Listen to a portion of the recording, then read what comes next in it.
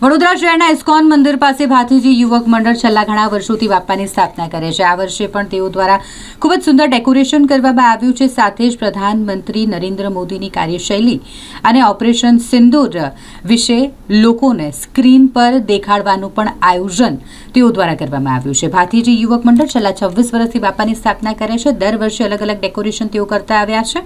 આ વખતની વાત કરીએ તો ગુફામાં જઈને બાપાના દર્શન ભક્તો કરી શકે તેવું આયોજન તેઓ દ્વારા કરવામાં આવ્યું છે, જેમાં ભાતીજી યુવક મંડળના કુલદીપ બારિયા સહિત આખી જ ટીમની ખૂબ જ મહેનત છે। આપણે ભાતીજી યુવક મંડળ છે નારાયણપુરામાં, આપણે 26 વર્ષથી પ્રતિષ્ઠા કરીએ છીએ અહીંયા।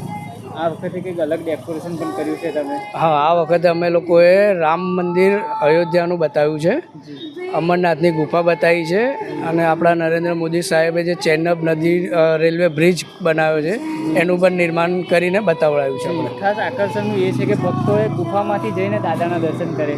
હા, એ આ વખતે કંઈ અલગ રીતે પ્રયત્ન કર્યો છે બધાને જાગૃત કરવા માટે। ગુફા પણ બનાવી છે તમે? હા, ગુફા પણ બતાવી છે। કેટલી મહેનત હશે આટલા બનાવવા માટે? મહેનત ખાસી છે, બધા છોકરાઓએ ખૂબ મહેનત કરી છે આ વખતે।